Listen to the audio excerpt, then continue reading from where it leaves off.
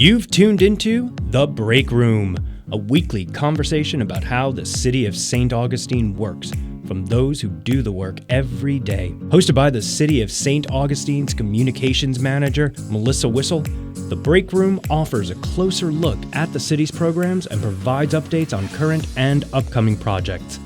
And now your host for The Break Room, Melissa Whistle. Welcome to The Break Room. We're glad you could join us. The Break Room is a place where we can sit back together for a few minutes and take a break from our daily work, catch up with coworkers, and hear about what's happening in and around the city.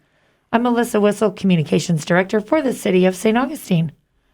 Today in studio, I'm happy to welcome St. Augustine Fire Department's Fire Marshal and Prevention Chief, Bob Growick. Bob, welcome back to The Break Room, and I will add, this is our first time sharing the studio together. Yes, it is. Thank you. So glad to have you with us. We are in the holiday season now with Thanksgiving, Christmas, lots of cooking, lots of celebration of family and friends. Of course, we hope everyone will take care and caution, keeping gatherings small and socially distanced in this time of COVID. But this time of year for the fire department, you all see increased house fires and incidents. Let's talk about that. Sure. It's true. We do have increased fires. And I think one of the issues is cooking, because that's the number one cause of fires today in our communities. And when it comes to cooking, the most important thing is you don't leave when you're cooking. Right. You never leave the kitchen. Make sure it's safe. And what's interesting is a lot of people, when they cook, they, especially in holidays, they do drink, but they have to minimize that because of the fact of what they're doing, especially for cooking. And one of the other issues we have is due to the fact that it's a holiday. People love to get a big turkey and put it in that thing of oil. That big fancy fryer. And the issue is this. We have to make sure that the turkey is completely defrosted. Okay. That's what's important. Because once you put it into that grease, it's going to overflow and get hot, and then that's how we have our fires. And make sure, please do it outside, not inside or under overhang, because of the fact if it is a fire, it's going to catch the building on fire. And that's one of the issues we're going to have. Exactly. Okay. Hopefully not in the garage. Correct. And the deep fryers, you're mentioning that we have, the fire department has a great video that we'll make sure we've got out on our Facebook page, City St. Aug Fire on Facebook, to make sure that folks can see just exactly what that looks like. And what's interesting about it is it really tells you actually see exactly what happens.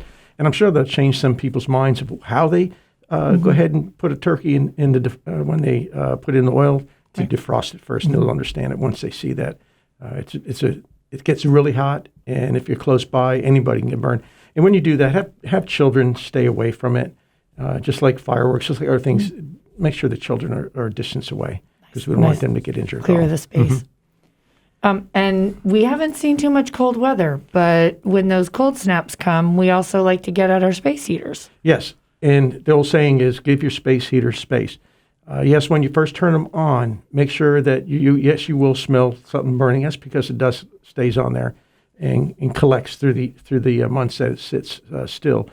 But the most important thing is give your space heater space, and that's 3 feet around it, the minimum 3 feet. There's too many fires because the people don't understand that they have to have space, and we don't want anybody to lose their lives. We don't want them to start a fire, period. We're busy enough. We don't need any more business, if you want to look at it that way. But we want to make sure that the community, the people, the visitors, they're safe if they're going to enjoy themselves, especially with this cool weather when it does come in. I hear next week might be a little cooler. Okay. And the space, when you're talking 3 feet, it's not just in front.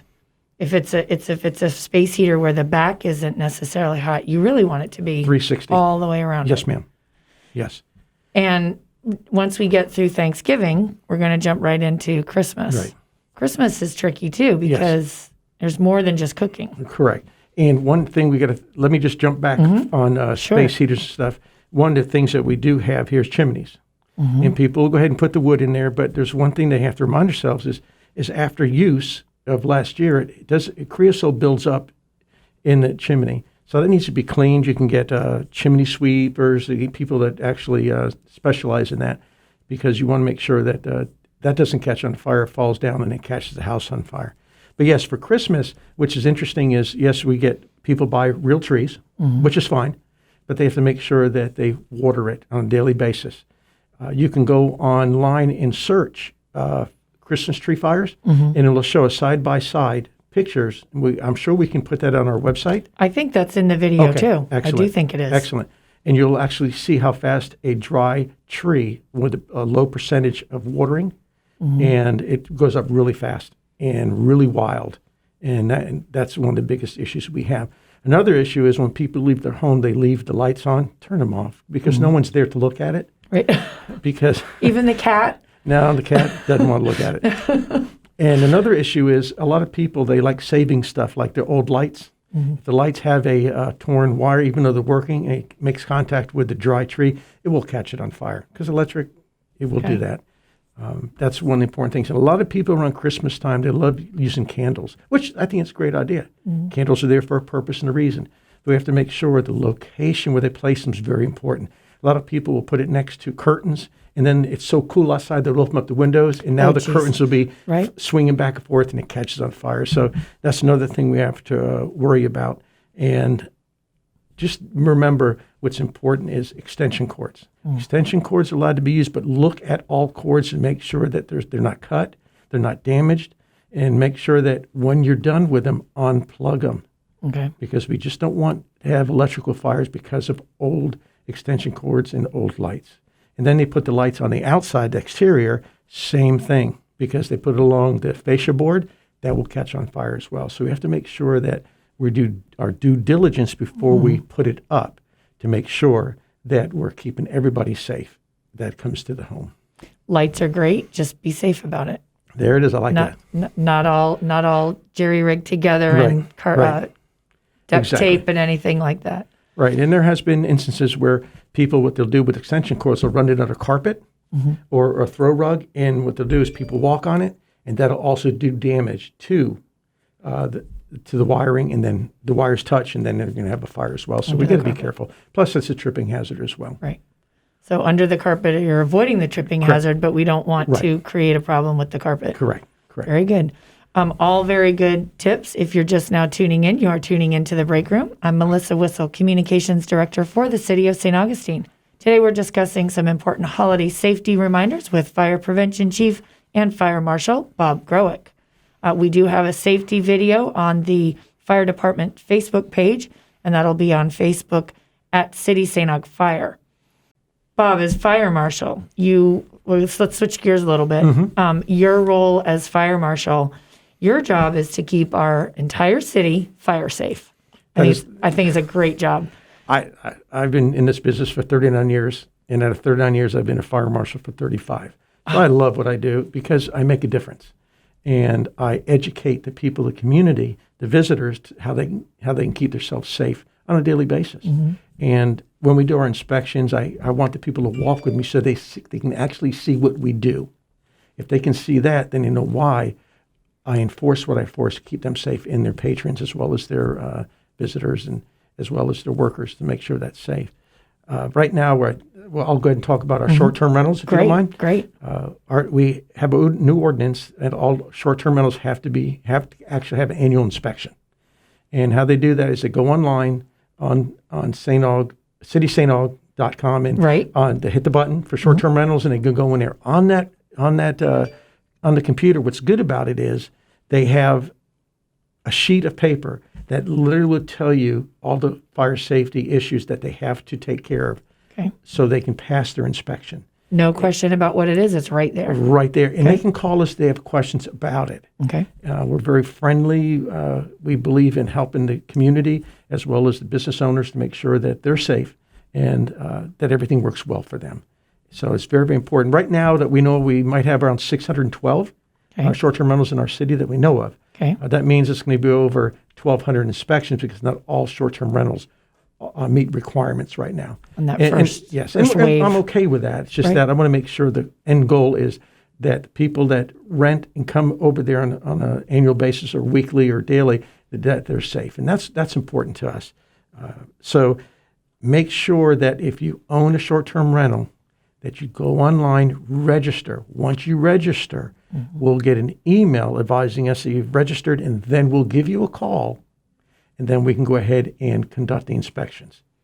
And when you get that scheduled inspection, you are giving an advance notice by having the form online or the checklist. Correct. But chances are something's not going to be quite right. And it's not a matter of you're getting anybody. It's a matter of keeping everyone safe. Exactly. And we're trying to do this in concert with the building department for code enforcement, so they don't have to be there all the time. So we're trying to pair up with the code enforcement officer. So when our inspector goes there, then we'll actually have the opportunity to do it at one time. And that's what's important to me. Excellent. I think you're staying pretty busy. Yes, we are. And plus all the building we're having. We have several hotels coming up. We're working on 2 hotels right now. We're working on the North City at Landing, the Landing, and they're going to be building 8 more buildings. So yes, we're staying busy. And your job in terms of inspecting, like you mentioned, isn't just on the short-term rentals. You do the commercial properties, schools, municipal buildings. We have about 1,200 to 1,300 additional inspections that we do, including the over 1,200 for the short-term rentals. And so far, the short-term rentals, everything's working well on scheduling. So I'm really proud of Abby. How is that turnaround time going? As soon as we get the email, we call them. We say, when's a good time? She schedules it. She meets them there, educates them, tells them what they need. And within their time limit, they call us back. We go there. We say, yes, everything's done. We'll go into computer, approve it, and that's how it works. And it works really nice. Abby's doing a really great job managing this. I'm really proud Abby of her. came on and talked to us about short-term rentals right as it was getting started. So it's good to hear from you on the follow-up that it's going smoothly. Yes. People in general not having a hard time with it? No, because we're educating them. And they also said, wow, you guys have a quick response, and you really, really help us out, because we don't want to leave them with questions. We want to leave them with answers. And that's what we're doing. We're very friendly when it comes to customer service for our community. Our fire department is fantastic. I've always said that. Well, good. You I guys appreciate are great. that. And Bob, how has COVID been affecting some of the other outreach programs that you're doing just here as we close off? I know you and Abby do some of the fire extinguisher training, things like that. Are folks able to come to the station? Are you able to go out into the community? How's it going? What we're trying to do is we're trying to limit it in the sense, but for instance, we still have a smoke alarm installation program. We just installed 3 hearing impaired smoke alarms the other day for a lady, but we make sure that we're safe. We have our mask on. We have our social distancing. She sits down while we put them up, and then we test it to make sure she understands, see how it works. That works good. We're just limiting what we're doing for the community right now, because once we get a lot of people together, it's kind of hard to do that 6-foot distancing. It's just rough for that. But we still have our programs, and it's available when we start ramping it up, when we can get when things start to slow down. And when it comes to COVID, folks can call anytime to schedule. Absolutely. 825-1098. That is correct. And citysainogfire.com is the landing page of the fire department. citysainog.com for the short-term rental registration on the homepage. And you guys are on social media on Facebook and Instagram. Correct. At City St. Aug Fire. Lots of great places to find the fire department. And Bob, our time is up. It flies by. Yeah, it does. It's great to have you. Thank you for coming. We're going to have you back again. Just a quick reminder, the community Nights of Lights is underway. We want to remind our residents and our visitors to please mask up. If you're out and about this weekend, during the week, enjoy the holiday lights. Just be sure to have your mask handy, whether you're indoors or outdoors, in crowded areas, and where social distancing is not possible. We're really hoping to see everybody mask up and keep our city safe for the holidays. As we wrap up another edition of The Break Room, I hope we answered your questions. If we didn't, take a minute and drop an email to info@citysainog.com. Let me know what we missed or if there's someone you would like to hear from. We want to keep you informed about what's happening in and around the city, and most importantly, that you hear from the people doing the work and making it happen every day. In order to stay connected, you need to be connected. Be sure to like us and follow us on any of our social media platforms. You will find us on Facebook, Twitter, and Instagram at City St. Aug. Until next time, thanks for tuning in.